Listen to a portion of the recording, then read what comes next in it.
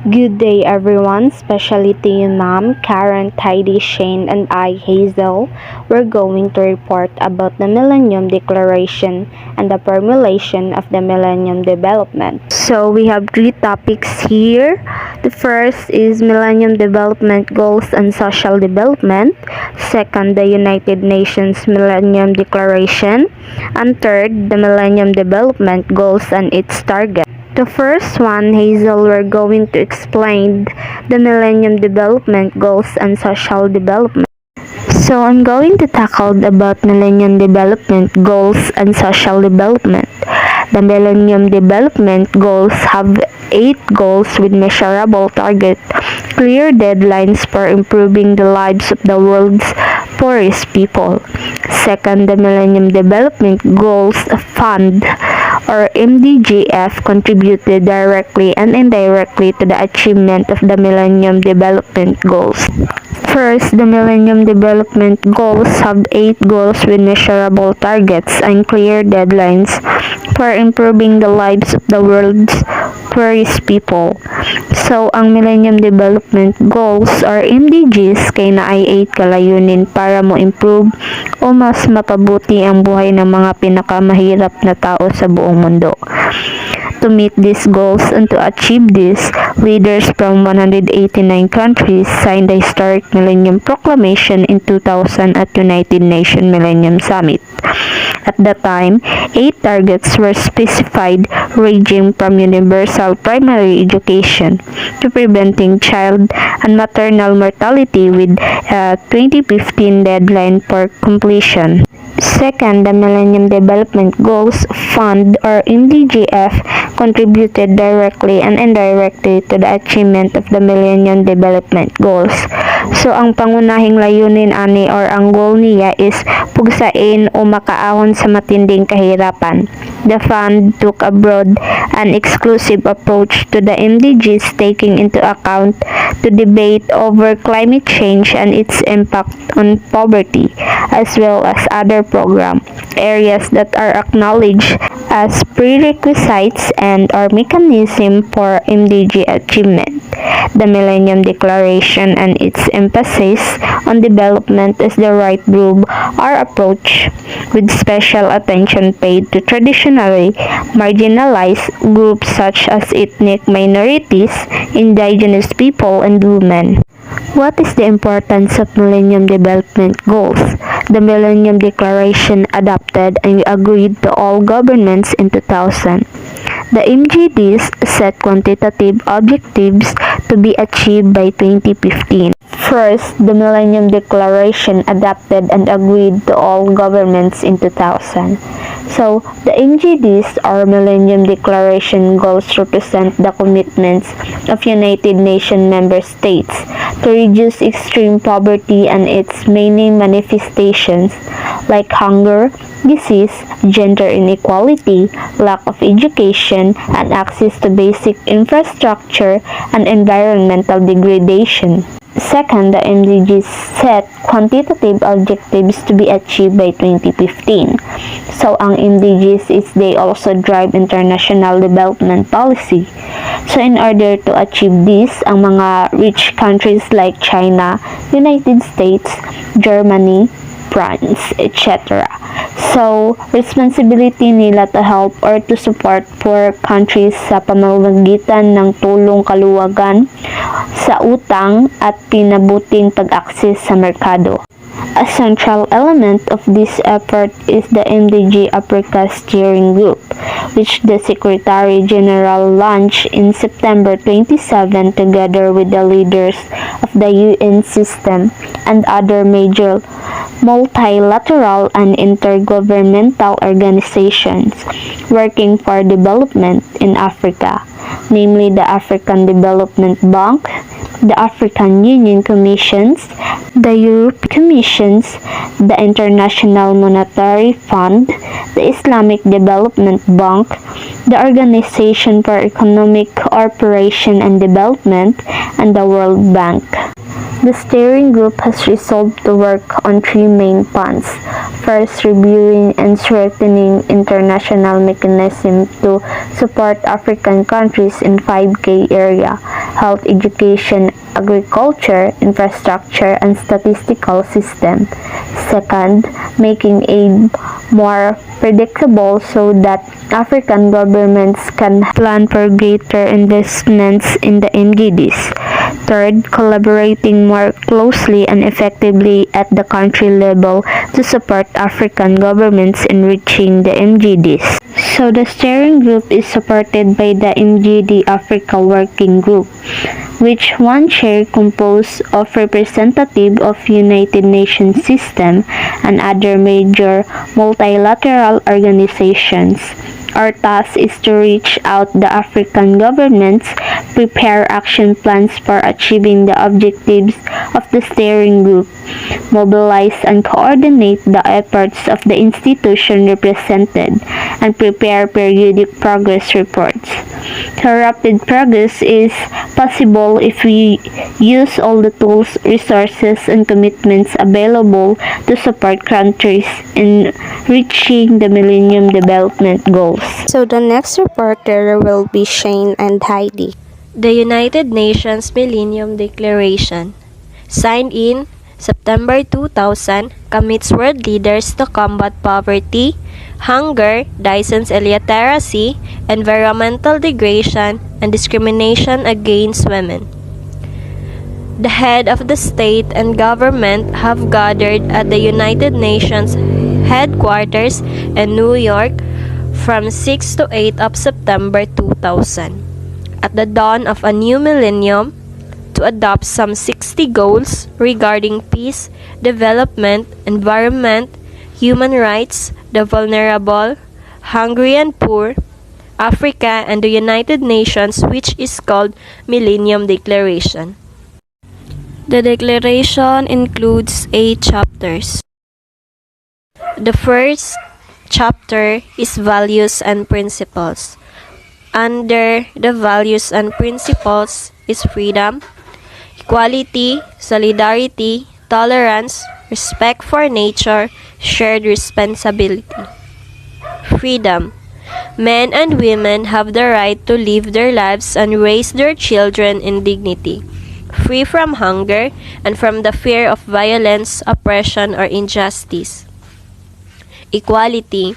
No individual and no nation must be denied the opportunity to benefit from development. The equal rights and opportunities of women and men must be assured. Solidarity. Global changes must be managed in a way that distributes the cost and burdens fairly in accordance with basic principles of equity and social justice.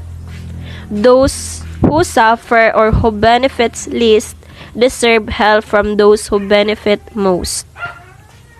Tolerance. Human beings must be respect one another in all their diversity of belief, culture, and language. Differences within and between societies should be neither feared nor repressed but cherished as a precious asset of humanity. Respect for nature. Prudence must be shown in the management of living species and natural resources in accordance with the precepts of sustainable development.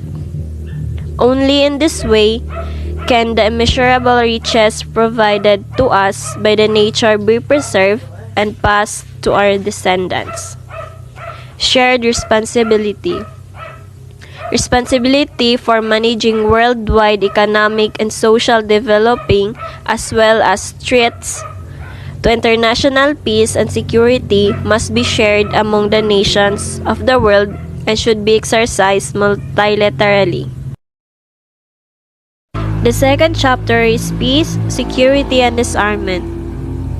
To make the United Nations more effective in maintaining peace and security by giving it the resources and tools needed for conflict prevention, peaceful resolution of disputes, peacekeeping, post-conflict, peace building, and reconstruction. To take action against international terrorism, to strive for elimination of weapons of mass destruction, particularly nuclear weapons. Third chapter is development and poverty eradication. To resolve and create an environment at national and global levels alike, which is conducive to development and to the elimination of poverty. To implement the enhanced program of debt relief for those heavily indebted, poor countries without further delay, and to agree to cancel our officials' bilateral debts of those countries in return for their making demonstrable commitments to poverty reduction and to grant more generous development assistance, especially to countries that making an effort to apply their resources to poverty reduction. Next one, number 4, protecting our common environment. We must spare no effort to free all of humanity and above all our children and grandchildren from the dread of living on a planet irredeemably spoiled by human activities and whose resources would no longer be sufficient for their needs. We resolve, therefore, to adopt in all our environmental actions a new ethic of conservation and stewardship, and as a first step, we resolve first is to make every effort to ensure the entry into force of the Kyoto Protocol, preferably by the 10th anniversary of the United Nations Conference on Environment and Development in 2002, and to embark on the required education in emissions of greenhouse gases, to intensify collective efforts for the management, conservation, and sustainable development of all types of forests, and to press for the full implementation of the Convention on the Biological Diversity and the Convention to combat desertification in countries experiencing serious drought and/or desertification, particularly in Asia. The next one, and the fifth one, is the human rights, democracy, and good governance. We will spare no effort to promote democracy and strengthen the rule of law, as well as respect for all internationally recognized human rights and fundamental freedoms, including the right to development.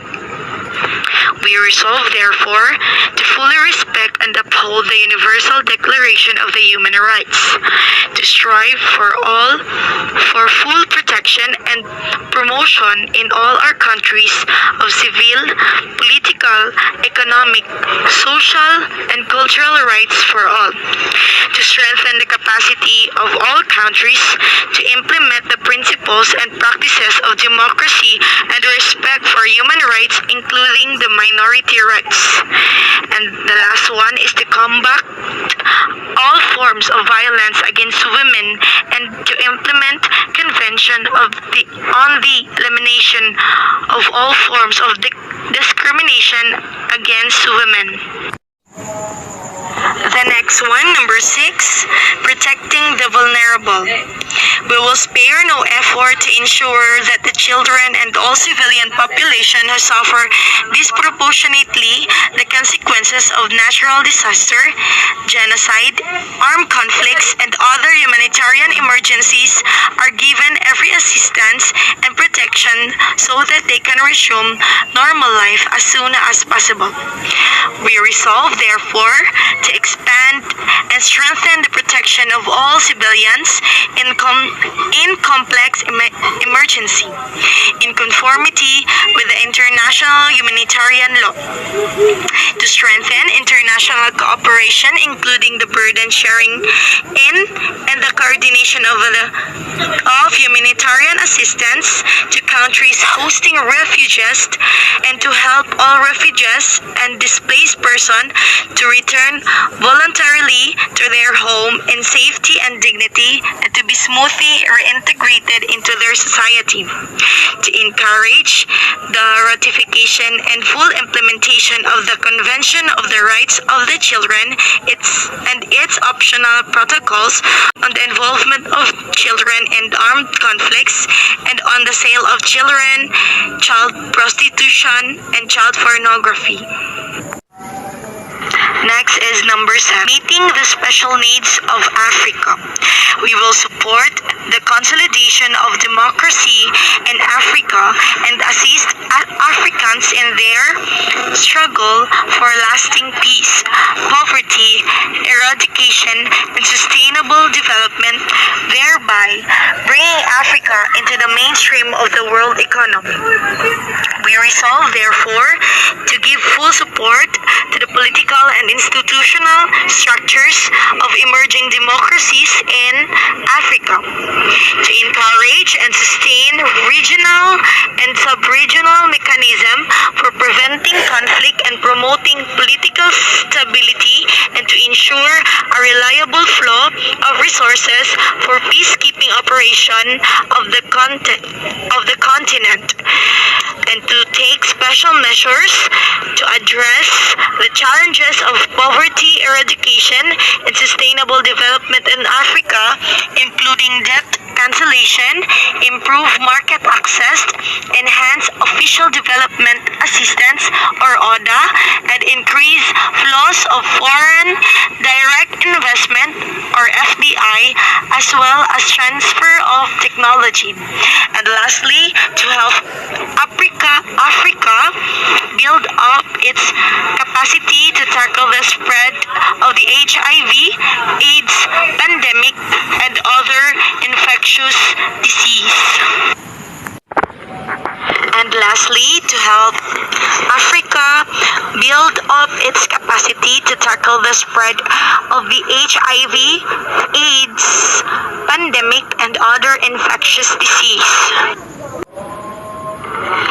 And number 8, strengthening the United Nations. We will spare no effort to make the United Nations a more effective instrument for pursuing all of these priorities and the fight for development for all the people of the world, the fight against poverty, ignorance, and disease, the fight against injustice, the fight against violence, terror, and crime, and the fight against the degradation and destruction of our common home.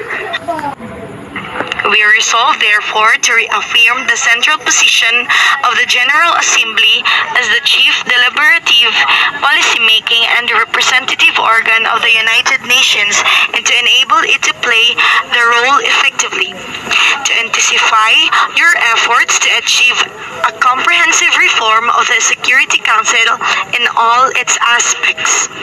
To further strengthen the Economic and Social Council, building on its recent achievements, and to help it fulfill the role ascribed to it on the Charter. To strengthen the International Court of Justice in order to ensure justice and the rule of law in international affairs. To ensure the organization is provided on a timely and predictable basis with the resources it needs to carry out its mandates. The next reporter is Karen. The Millennium Development Goals and its target. So there are 8 goals. Some goals has corresponding target, but there are 2 goals who doesn't have target, which is the goal number 2 and goal number 3. Millennium Development Goal number 1. Eradicate extreme poverty and hunger. Target 1.c. Half between 1990 and 2015 the proportion of people who suffer from hunger. Undernutrition, which includes fetal growth, restriction, stunting, wasting, and deficiencies of vitamin A and zinc, along with suboptimal breastfeeding, is the underlying cause of death in an estimated 45% of all deaths among children under 5 years of age. The proportion of underweight children in developing countries has declined from 28% to 17% between 1990 and 2013. This rate of progress is close to the rate required to meet the MDG target. However, improvements have been unevenly distributed between and within different regions. Children are the most victim of death on undernutrition, and a lot of reasons like undernutrition cause death, but the progress is close to meet the target, and there are already improvements that have been distributed. As I was said earlier, there is no target on the goals number 2 and 3. Because of that, let's proceed to goal number 4. Millennium Development Goal number 4. Reduce child mortality. Target 4.A. Reduce by 2/3 between 1990 and 2015 the under 5 mortality rate. Globally, significant progress has been made in reducing mortality in children under 5 years of age. In 2013, 6.3 million children under 5 years old died, compared with 12.7 million in 1990. Between 1990 and 2013, under 5 mortality declined by 49% from an estimated rate of 90 deaths per 1,000 live births to 46. The global rate of decline has also accelerated in recent years, from 1.2% per annum during 1990 to 1995 to 4.0% during 2005 to 2013. Despite this improvement, the world is unlikely to achieve the MDG target of a 2/3 reduction in 1990 mortality levels by the year 2015. So even though there is an improvement happened, the world doubtful to achieve the Millennium Development Goal. More countries are now achieving high levels of immunization coverage. In 2013, 66% of member states reached at least 90% coverage. In 2013, global measles immunization coverage was 84% among children aged 12 to 23 months. During 2000 to 2013, estimated measles deaths decreased by 74% from 481,000 to 124,000. Millennium Development Goal number 5. Improve maternal health. So in Millennium Development Goal number 5, there are 2 targets, and these are Target 5.A, reduce by 3/4 between 1990 and 2015 the maternal mortality ratio. Target 5.B, achieve by 2015 universal access to reproductive health. Despite a significant reduction in the number of maternal deaths from an estimated 523,000 in 1990 to 289,000 in 2013, the rate of decline is less than half of what is needed to achieve the MDG target of a 3/4 reduction in the mortality ratio between 1990 and 2015. To reduce the number of maternal deaths, women need access to good quality reproductive health care and effective interventions. In 2012, 64% of women aged 15 to 49 years who were married in a consensual union were using some form of contraception, while 12% wanted to stop or postpone childbearing but were not using contraception. This means that in order to lessen the maternal death, women need more care, especially on their health, and some women who is married using contraception. Contraception means kinds of birth control that work the best to prevent pregnancy. However, there are 12% stop bearing a child, but they are not using contraception, and maybe they use other form of birth control. The proportion of women receiving antenatal care at least once during pregnancy was about 83% for the period 2007 to 2014. But for the recommended minimum of 4 or more visits, the corresponding figure drops to around 64%. The proportion of birth attended by skilled personnel, crucial for reducing perinatal, neonatal, and maternal death, is above 90% in 3 of the 6 WHO regions. However, increased coverage is needed in certain regions such as the WHO African region where the figure was still only 51%. Millennium Development Goal 6 has 3 targets, and these are Millennium Development Goal 6, combat HIV/AIDS, malaria, and other diseases. Target 6.A have halted by 2015 and began to reverse the spread of HIV/AIDS. Target 6.B achieve by 2010 universal access to treatment for HIV/AIDS for all those who need it. In 2013, an estimated 2.1 million people were newly infected with HIV, down from 3.4 causes. The number of people living with HIV is likely to grow to continue. So what is HIV?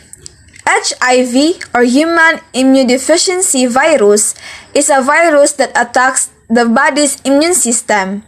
If HIV is not treated, it can lead to AIDS, acquired immunodeficiency syndrome. HIV is caused by a virus. It can spread through sexual contact or blood, or from mother to child during pregnancy, childbirth, or breastfeeding. The case of HIV is continually growing, so many people die from AIDS, as what I have said earlier, that if an HIV is not treated as soon as possible, then your HIV turns into AIDS.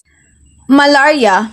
Malaria is a serious and sometimes fatal disease caused by a parasite that commonly infects a certain type of mosquito which feeds on humans. People who get malaria are typically very sick with high fevers, shaking chills, and flu-like illness. Malaria is caused by a single-celled parasite of the genus Plasmodium. The parasite is transmitted to humans most commonly through mosquito bites.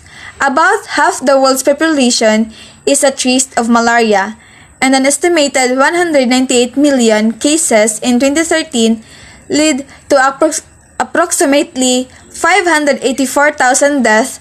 Most of these are children the age of living in Africa.